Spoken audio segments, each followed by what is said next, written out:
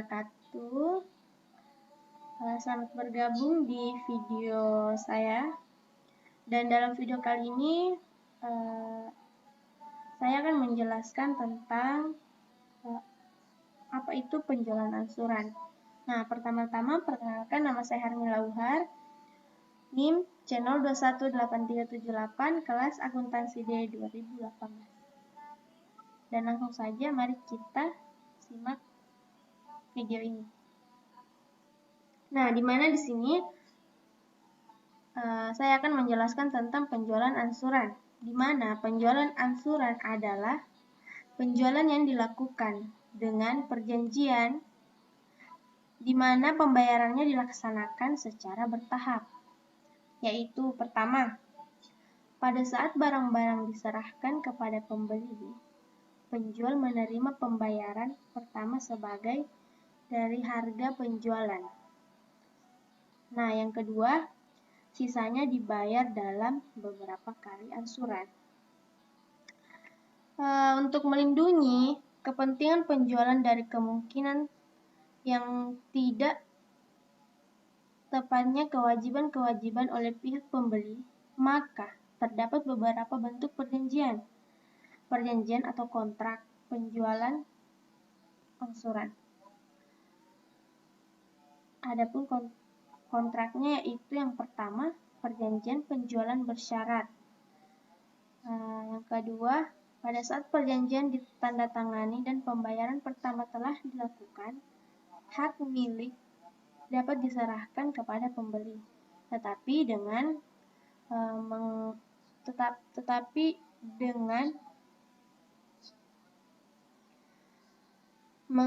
menggadaikan atau menghipotekan untuk bagian harga penjualan yang belum dibayar kepada si penjual. Yang ketiga, hak milik atas barang-barang untuk sementara diserahkan kepada suatu badan sampai pembayaran harga penjualan dilunasi.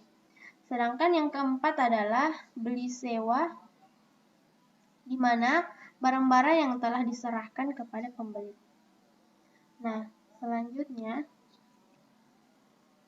untuk mengurangi atau menghindari kemungkinan kerugian untuk terjadinya dalam pemilikan kembali, maka faktor-faktor yang perlu diperhatikan oleh penjualan adalah sebagai berikut. Yang pertama, besarnya pembayaran pertama harus cukup untuk menutup semua kemungkinan yang akan terjadi. Kemungkinan yang akan terjadi penurunan harga barang tersebut dari semula barang baru menjadi barang bekas. Sedangkan yang kedua, jangka waktu pembayaran di antara angsuran yang satu dengan yang lain hendaknya tidak terlalu lama, kalau dapat tidak lebih dari 1 bulan. Yang ketiga, besarnya angsuran periodik harus diperhitungkan cukup untuk menutup kemungkinan penurunan nilai barang-barang yang ada selama jangka pembayarannya yang satu dengan pembayaran angsuran berikutnya.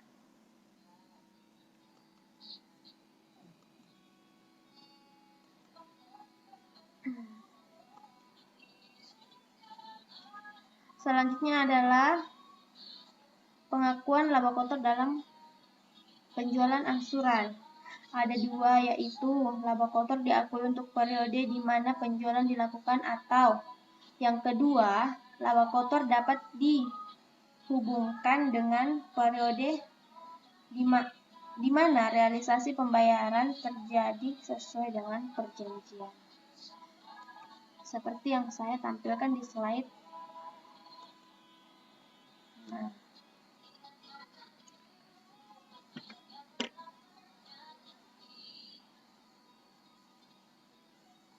selanjutnya adalah penjualan angsuran untuk barang-barang tak bergerak.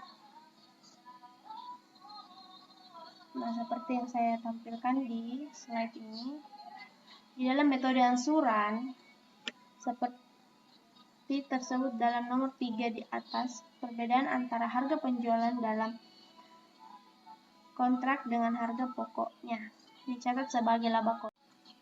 Nah, baik, kita lanjut. Penjualan angsuran untuk bergerak. Nah, ini adalah contoh-contohnya. Contoh-contoh yang sedang saya tampilkan itu penjualan angsuran yang tak bergerak.